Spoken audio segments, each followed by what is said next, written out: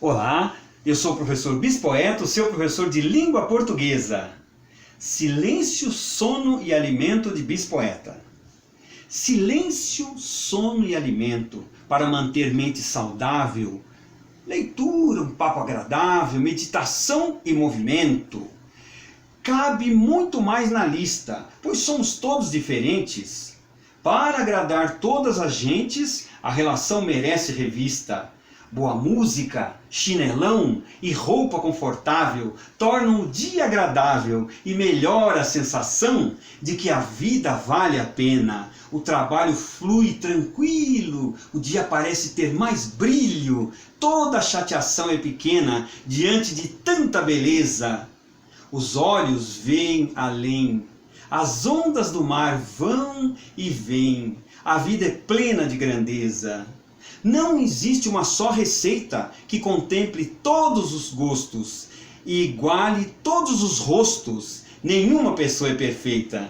E para você que acompanhou até aqui esta recitação, convido você a acompanhar até o final. Não se esqueça, nada de fazer 1.2, 1.1 para ir mais rápido. Vamos saborear esse vídeo. É um vídeo no máximo de 10 a 12 minutos. Convido você a acompanhá-lo até o final. No final você deve se inscrever no canal, deve compartilhar, colocar o seu ok, fazer a sua pergunta, se tiver perguntas a serem feitas, e colocar a sua observação. Tudo bem? Ok? Vamos lá. Vamos à fonética e fonologia na sua 16ª parte. Vamos falar agora de onomatopeia. Essa palavra aqui que parece até uma centopeia, não é, Elidio? Parece. É o emprego de fonema em vocábulo para descrever acusticamente um objeto pela ação que exprime. Já vamos entender melhor o que é essa onomatopeia, que parece uma centopeia. São frequentes as onomatopeias que traduzem as vozes dos animais e os sons das coisas. Por exemplo, o tic-tac, tic-tac, tic-tac do relógio, o marulho das ondas, o zunzunar da abelha, o arrulhar dos pombos. São todas palavras que nos trazem aquela sensação do que nós estamos tentando retratar aqui. Vocábulo expressivo é o que não imita um ruído, mas sugere a ideia do ser que se quer designar, com a ajuda do valor psicológico de seus fonemas. É o caso de romper, tagarelar, tremeluzir, jururu, ziriguidum, borogodó. Observe que são palavras bastante populares, muito populares e do nosso dia a dia. Temos aqui um apêndice, encontros de fonemas que produzem efeito desagradável ao ouvido. Muitas vezes, certos encontros de fonemas produzem efeito desagradável que repugna o ouvido e por isso cumpre evitar sempre que possível. Esses defeitos, e as aspas são minhas aqui, são mais perceptíveis nos textos escritos porque a pessoa que os lê nem sempre faz as pausas e as entonações que o autor utilizou, com as quais diminui ou até anula os encontros de fonema que geram sons desagradáveis. Aqui eu faço uma pausa, a água. Lembrando que o Bispoeta participa de várias redes sociais. Se quiser encontrá-lo, é só ir no Google, dar uma googada, colocar direto Bispoeta e estará disponível em todas as redes sociais. Perfeito, Elidio. Muito obrigado. Vamos prosseguir. Entre os efeitos acústicos condenados, e aqui eu coloquei vermelho esses condenados, eu vou explicar depois, estão a colisão, o eco, o hiato e a cacofonia. Nós vamos tratar detalhadamente de cada um deles.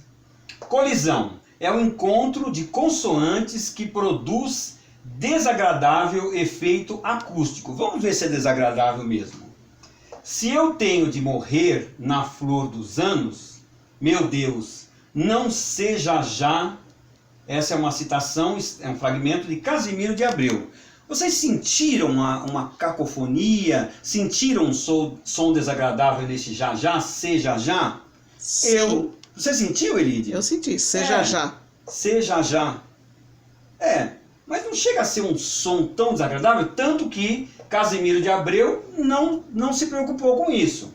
E eu vejo até aqui uma contradição, porque o Bechara sempre extrai textos de autores consagrados, justamente para mostrar como é que eles utilizam a língua. Se para Casimiro de Abreu, que conhecia profundamente a língua, não soou como um som desagradável, para nós também, para mim particularmente também não soou, mas já para a elite soou, tudo bem. Às vezes a omissão de um substantivo aproxima duas preposições de que resulta colisão, fato que os escritores não se esforçam por evitar. Olhem só a observação do próprio Bechara. Os grandes escritores não se esforçam por evitar. Tenho ali na parede esse fragmento, nada mais nada menos que de Machado de Assis, que é o pai da Academia Brasileira de Letras.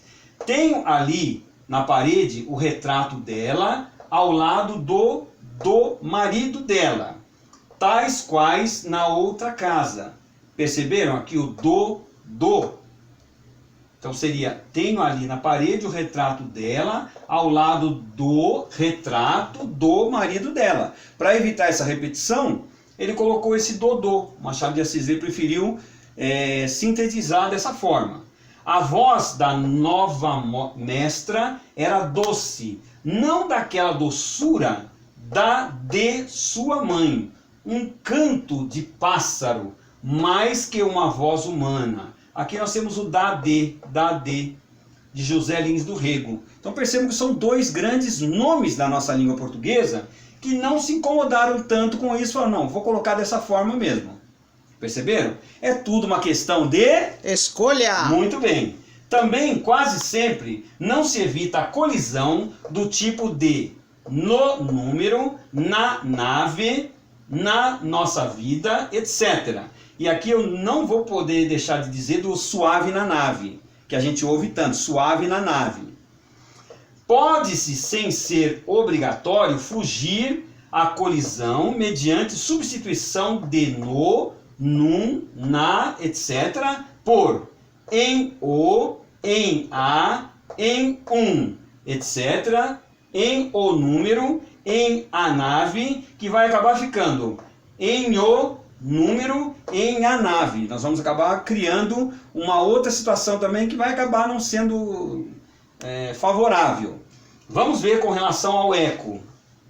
Eco é a repetição com pequeno intervalo de palavras que terminam de modo idêntico. Estas palavras, aqui tem um exemplo, um fragmento grande, tá? Estas palavras subordinam frases em que se exprime condição necessária à realização ou não da ação principal. Qual é o eco aqui? É essa repetição aqui do ão e ão. Quando eu li uma vez, li mais de uma vez esse fragmento, e não me pareceu também tão caótico assim a ponto de prejudicar a leitura. Não prejudicou a leitura, então é uma questão de escolha também nesse caso. Bem, aí nessa aula ficou faltando o hiato, né, lá em cima, exato. E a cacofonia. Hiato, cacofonia, que nós trataremos no último módulo. Nós estamos falando do módulo 16ª parte. O próximo módulo será o nosso encerramento da parte de fonologia e fonética. Fonética e fonologia. Tudo bem? Espero que vocês tenham acompanhado, que vocês tenham gostado.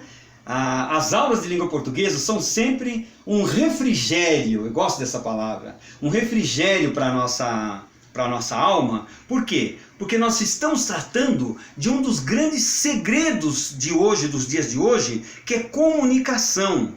Quanto mais clara for a minha comunicação, mais clara será minha penetração nas camadas. Por isso que é importante o estudo da língua portuguesa em todas as suas variantes e variáveis.